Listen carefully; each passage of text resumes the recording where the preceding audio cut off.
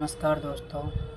तो मैं आज आपको अपनी बीमारी के बारे में बताने वाला हूँ। जैसा कि आप सभी को पता है, मैं कैंसर की बीमारी से लड़ रहा हूँ और बहुत से लोग कमेंट आते रहते हैं मुझे कि इंस्टाग्राम पे कि क्या हुआ, कैसे हुआ।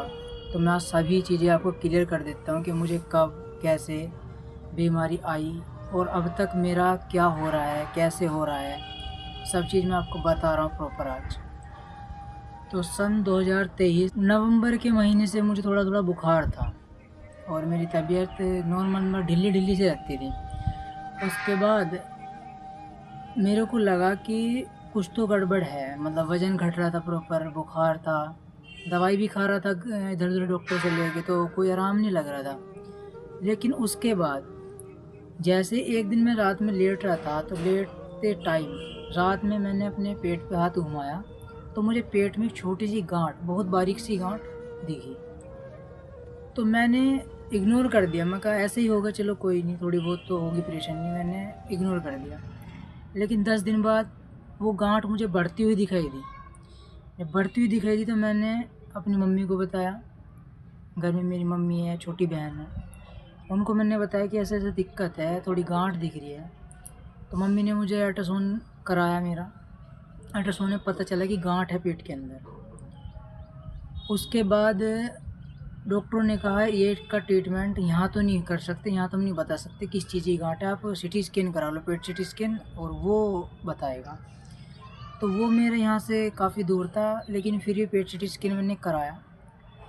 उसके बाद डॉक्टरों ने, वहाँ के डॉक्टरों ने देखा, उन्होंने बताया कि इसमें आपको ट्यूमर हो सकता है, कन्फर्म उन्होंने भी नहीं किया था, ट्यूमर हो सकता है। तो ठीक है, ट्यूमर हो सकता है, कोई बात नहीं, कन्फर्म नहीं था लेकिन ठीक है। मैं घर आया, घर आने के बाद देखा तो सोचा भाई क्या करना है, तो किसी ने कहा देसी दवाई खा लो। देसी दवाई में मैंने लगभग कम से कम 20 दिन गायब कर दिए। बीमारी और बढ़ गई, जो गाँठ थी वो थोड़ी और बढ़ गई। बढ़ने के बाद आउट ऑफ कंट्रोल होने लगा सब। मेरा वज़न 54 किलो वज़न में से मेरा वज़न 25 किलो रह गया था। 25 किलो वज़न रहने के बाद जब मेरा 25 किलो वज़न रह गया तो स्थिति डाउन होगी, चलने लायक नहीं रहा, खाट पे लेट गया।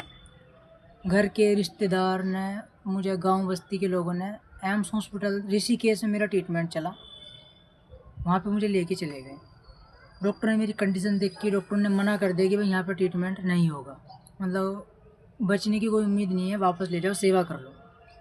लेकिन कुछ मेरी मम्मी थी तो उन्होंने कहा भाई थोड़ा तो करके देख लो, कोशिश कर लो, हो सकता है हो जाए ठीक।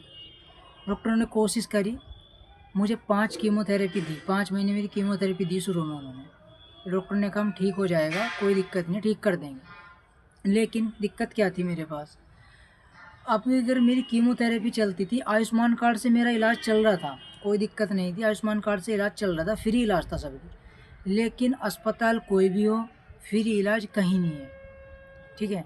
वहाँ पे रहने का, खाने का, बाहर से कोई दवाई अस्पताल में नहीं मिली, उसका तो हमें सब कुछ अरेंज करके ही रखना पड़ता था अपने पास पैसा। माना मैं एक कीमो लगवाने जाता था महीने में एक बार 28वें दिन, तो मुझे कम से कम 8 से 10 हज़ार रुपये चाहिए थे अपने पास, क्योंकि कीमो लगती थी तो 8 से 10 हज़ार मुझे चाहिए थे, उसके बाद ही कीमो चढ़ती थी। कोई दवाई अस्पताल में नहीं मिली, बाहर से लेके आओ। चेकअप जो हैं, अगर मैं एडमिट अस्पताल में हूँ तो मेरे चेकअप हो जाएंगे फ्री आयुष्मान कार्ड से। अगर मैं अस्पताल में एडमिट नहीं हुआ तो चेकअप होंगे मेरे सारे बाहर, वो पैसों में होंगे, कराने पड़ेंगे। और अगर एडमिट डॉक्टर करते हैं तो चेकअप देखने के बाद ही एडमिट करते हैं, यानी कि चेकअप कंप्लीट होंगे तो ही डॉक्टर एडमिट करेंगे, नहीं तो नहीं करने के। पहले चेकअप कराओ, फिर डॉक्टर को चेकअप दिखाओ, डॉक्टर फिर कंडीशन देखेंगे, उसके बाद एडमिट करेंगे और फिर कीमो देंगे। हर महीने मेरी जो कीमो चढ़ती थी, हर महीने मुझे चेकअप कराने होते थे। 5 महीने का प्रोसीजर चला, कंप्लीट हुआ, डॉक्टर ने कहा अब हम आपका ऑपरेशन करेंगे। अब मैं घर का अकेला लड़का, सर पे बाल भी नहीं थे, कमज़ोरी शरीर में बहुत थी, काम मेरे करना बस की नहीं था, अभी भी नहीं है करना बस की तो ज़्यादा, लेकिन उस टाइम तो बहुत ही ज़्यादा ख़राब थे हालात। घर में भी कोई नहीं है कमा के देने वाला, तो मेरा इलाज ब्रेक हो गया उधर। अब ब्रेक क्यों हुआ, क्योंकि मेरे पास आयुष्मान कार्ड से ऑपरेशन तो हो सकता है, कोई दिक्कत नहीं, लेकिन मुझे वहाँ रहना है, 10 दिन लग जाए, 5 दिन लग जाए। कोई दवाई बीच में ना अस्पताल से मिली, बाहर से लानी पड़ेगी, तो पैसे कहाँ से आएंगे। और डॉक्टर ने एक बात कह दी थी, ऑपरेशन के बाद इलाज आपका ब्रेक नहीं करेंगे बीच में, जैसे आप थोड़ा बहुत ब्रेक हो गया बीच में नहीं करेंगे। और उसका भी मुझे सब अरेंज करना था। भाई अगर मैंने ऑपरेशन करा लिया और मेरे पास फिर दोबारा कीमो चढ़ाने के, एडिशन लेने के, जाने के वहाँ पे पैसे नहीं बन पाए तो दिक्कत हो जाएगी। वही दिक्कत मेरे साथ अब है।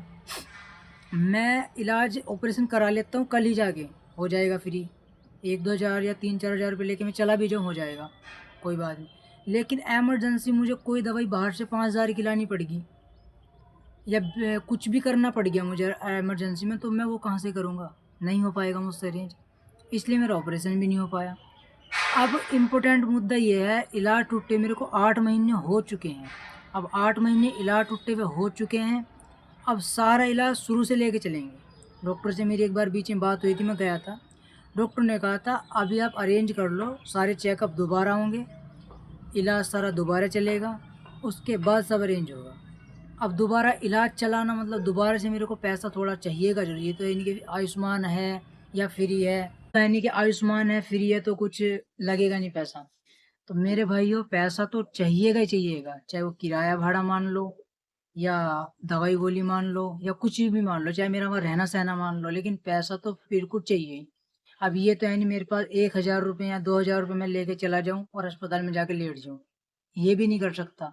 कम से कम मुझे अपने ऑपरेशन के लिए आयुष्मान कार्ड से अगर ऑपरेशन हो रहा है तो 30 से 40 हज़ार रुपये मुझे चाहिए चाहिए जरूर, उसके बाद ही मैं कोई आगे कार्रवाई कर सकता हूँ। और रही बात मेरे अ, बीमारी की, बीमारी मेरी ठीक हो जाएगी, उसमें कोई दिक्कत नहीं है, डॉक्टर ने कहा बिल्कुल ठीक कर देंगे, लेकिन थोड़ी हिम्मत रखनी पड़ेगी। और मैं दिमाग से हिम्मत रख सकता हूँ, शरीर को ताकतवर रख सकता हूँ, टेंशन नहीं ले सकता, लेकिन पैसे की परेशानी मैं अभी दूर अपनी नहीं कर पा रहा हूँ, क्योंकि नहीं मुझसे हो पा रही है। तो दोस्तों अब आपको सभी चीज़ समझ आ गई होगी, क्यों मेरा इलाज रुका हुआ है, क्या चीज़ है क्या नहीं है, बस।